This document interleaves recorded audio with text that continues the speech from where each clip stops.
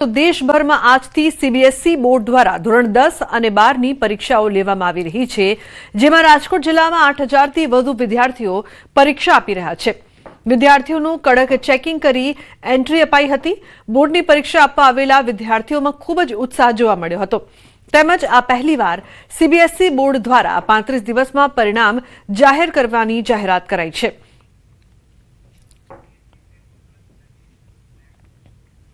તો એટીએસની press conference થઈ રહી છે. સીધા જઈશું ત્યાં. ચાવડા આ લોકોની એક ટીમ બનાવવામાં આવેલી. આ ઇનપુટને થોડુંક વધારે વેરીફાઈ કરવામાં પણ આવેલો અને કોસ્ટગાર્ડ જોડે શેર કરવામાં આવેલી. એ બાતમી આધારે કોસ્ટગાર્ડના જે અવેલેબલ શિપ્સ હતા એમાં કોસ્ટગાર્ડની અને એટીએસની ટીમ બંને રવાના થઈ અને જે બાતમીવાળી જગ્યા છે એના ઉપર લગભગ સતત લાંબા સમય સુધી થોડો વોચ રાખવામાં આવેલો અને એક શંકાસ્પદ, કારણ કે એ એરિયામાં થોડી ફિશિંગ ઓછી થાય છે, તો એક નાની સ્પીડ બોટ ત્યાં જોવા મળી. બહુ નાઇટનો ટાઈમ હોય, પિચ ડાર્ક હોય, કોસ્ટગાર્ડની બોટ દ્વારા એને ચેસ કરવામાં આવેલો અને એ બોટને પકડી પાડવામાં આવેલો. એમાંથી બે માણસો મળી આવેલા, જે કે અબ્દુલ મજીદ સન ઓફ ઇસ્માઇલ રહે ચાભાર કોનાર અને બીજો પણ અબ્દુલ સત્તાર સન ઓફ કાદરબક્ષ રહે ચાભાર કોનાર, ઈરાનના બંને રહેવાસી છે. આ પર્ટિક્યુલર કેસમાં સરપ્રાઇઝિંગ આ છે કે જનરલી આપણા કેસીસમાં બહુ રેર હોય છે કે બહુ સ્પીડ બોટ ઈરાનથી અહીંયા સુધી આવતી હોય.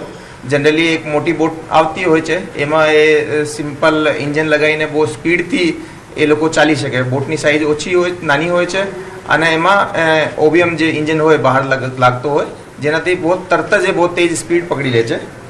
એના પાસેથી જ્યારે એની ચેકિંગ કરવામાં આવેલી તો 203 પેકેટ મળ્યા છે.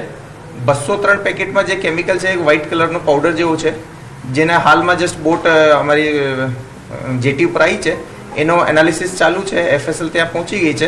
પ્રાઇમા ફેસી જે છે કે જે આપણો હિરોઈનનો અને જે ટ્રેડિશનલ જે ડ્રગ કિટ છે એની અંદર એ કેમિકલ ડિટેક્ટ નથી થઈ રહ્યો, તો એના આગળ જે એફએસએલમાં મોકલવાની કામગીરી ચાલુ છે અને એના વિરુદ્ધમાં બંને વિરુદ્ધમાં એફઆઈઆર લેવાની કામગીરી ચાલુ છે. પંજાબમાં કોને આપવાનું એ બાબતે આ બંનેનો અમે એની પાસેથી એક ફોન મળ્યો છે, આપણે બતાવવા માંગીએ છીએ અને ફોનની અંદર થોડો ઘણો ડેટા છે, જેના આધારે અમને એમાં થોડી આગળ મળશે એવું અમને લાગે છે. એની પહેલા કોઈ વખત આવ્યા છે? નહીં, એ આપ જાણો છો દર વખતે થોડીક આ લોકો સાથે શરૂઆતમાં તકલીફ હોય છે કે એ લોકો બલુચી લેંગ્વેજ યુઝ કરતા હોય છે, તો સ્ટાર્ટિંગ કમ્યુનિકેશન એસ્ટેબ્લિશ થવામાં થોડોક ટાઈમ લાગતો હોય છે. એ લોકોએ જે રીતે સ્પીડ બોટમાં અહીંયા સુધી આવ્યા છે તો એ વધારે ડેરિંગ કહેવાય, કારણ કે નાની બોટમાં બે લોકો જ એટલી દૂર આવવાના એ થોડો રેર હોય છે. તો એ લોકોની હિસ્ટ્રી હશે એવું અમારું પ્રાથમિક રીતે માનવું છે. લોકલ અમને અમારી જે ઇન્ફોર્મેશન છે એમાં પંજાબથી કોઈ માણસે ડિલિવરી લેવાનો હતો. આ જે ડિલિવરી છે એના માટે અમારે પંજાબમાં થોડા ઘણા જે શંકાસ્પદ લોકો છે એની ચેકિંગ પણ ચાલુ છે. પરંતુ આપ જાણો છો કે નાર્કોટિક્સના કેसेस હોય યા એવો કોઈ પણ કેसेस હોય એમાં પોઝિશન અને એવિડન્સ પણ ઇમ્પોર્ટન્ટ હોય છે, તો એના ઉપર અમે કામગીરી કરશું અને ફોલોઅપ કંઈ હશે તો આપને આપીશું. કલાક ઓપરેશન છે એ લગભગ પરમ દિવસે રાત્રે અહીંયાથી ટીમ્સ રવાના થઈ હતી અને લગભગ 140 માઇલ લગભગ કોસ્ટગાર્ડથી શિપથી એ લોકો ગયા હતા અને ત્યાં લગભગ 8-10 કલાકની વોચ પછી આ લોકોના બોટ જોવા મળી હતી અને પકડ્યા હતા. સર, ચાબાર ઈરાનના નેટિવ હતા અને તો બીજી કોઈ કન્ટ્રી સાથે ઇન્વોલ્વમેન્ટ હતું? કારણ કે ડાયરેક્ટ આવ્યા હતા ઈરાનથી ગુજરાત સુધી કે કોઈ બીજી કન્ટ્રી ઇન્વોલ્વમેન્ટ હતું? નહીં, હાલ પૂરતી જે ઇન્ફોર્મેશન જે છે અને પ્રાથમિક રીતે જે બોટની બનાવટ વગેરે પણ જે છે નાની, એ બધું જોતા એ લોકો ઈરાનથી ડાયરેક્ટ જ અહીંયા આવે છે. અને આપણે જોશો તો મેપ ઉપર જે કોનાર્ક જે ચાભાર જે છે એ ઈરાનના એકદમ લગભગ ઈસ્ટર્ન પાર્ટમાં હોય છે, પાકિસ્તાનથી અડીને છે. તો એમ ડિસ્ટન્સ અગર બંદર અબ્બાસ વગેરેથી આપણે કમ્પેર કરીએ તો એ ઇન્ડિયાથી નજદીક થાય છે.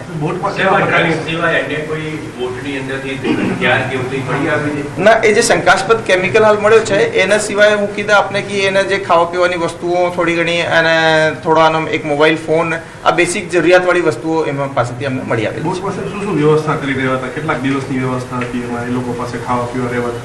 જો એક વસ્તુ આપણે સમજીએ કે જે મોટી બોટ હોય છે એને અંદર એ લોકો મોટી લાંબા સમય સુધીની ફિશિંગ કરતા હોય છે, તો એમાં આ લોકોની વધારે વ્યવસ્થા હોય છે.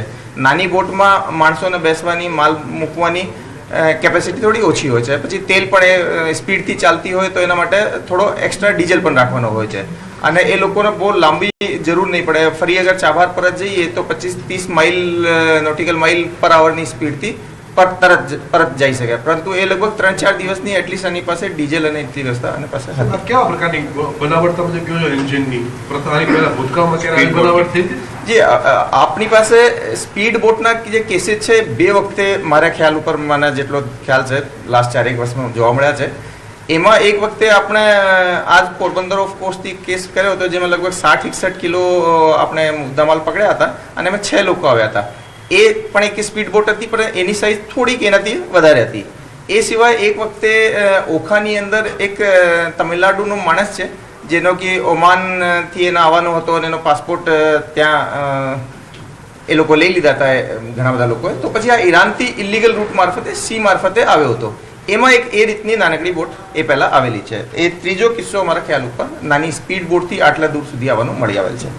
આ જે વસ્તુ છે બેસિકલી આ જે નાર્કો સ્મગલર્સ છે એ બધાની નવી એક એમઓ પણ બતાવવા માટેનો એક એક્ઝામ્પલ છે કે એ લોકોએ મોટી સ્પીડમાં જનરલી કોસ્ટગાર્ડ આપની ચેસ કરતી હોય તો એમાં થોડી એના બચવાની શક્યતા વધારે હોય છે સ્પીડ બોટમાં.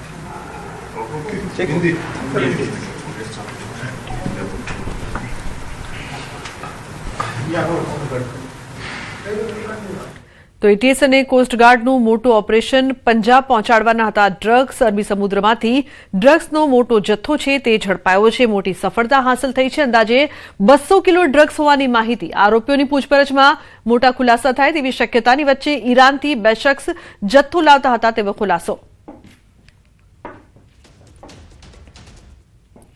સુરત મહાનગરપાલિકાના નવનિયુક્ત કમિશનર એમ નાગરાજના નામ અને ફોટાનો દુરુપયોગ કરીને ફેક વોટ્સએપ એકાઉન્ટ બનાવાયું હોવાનું સામે આવ્યું છે. આ બોગસ એકાઉન્ટ દ્વારા નાણાકીય કે અન્ય પ્રકારની માંગણી થવાની શક્યતા હોવાથી લોકોને સાવચેત રહેવા માટે અપીલ કરવામાં આવી છે. અધિકારીએ સ્પષ્ટ કર્યું છે કે કમિશનર દ્વારા આવા કોઈ વ્યક્તિગત મેસેજ અથવા માંગણી કરવામાં નથી આવી, તેથી શંકાસ્પદ સંદેશાઓ પર વિશ્વાસ ન રાખવો અને તાત્કાલિક તંત્રને જાણ કરવી. ઉલ્લેખનીય છે કે સુરત મનપા કમિશનરના નામે ફેક એકાઉન્ટ બનાવવામાં આવ્યો હતો. પૈસાની માંગણી કરવામાં આવી હતી.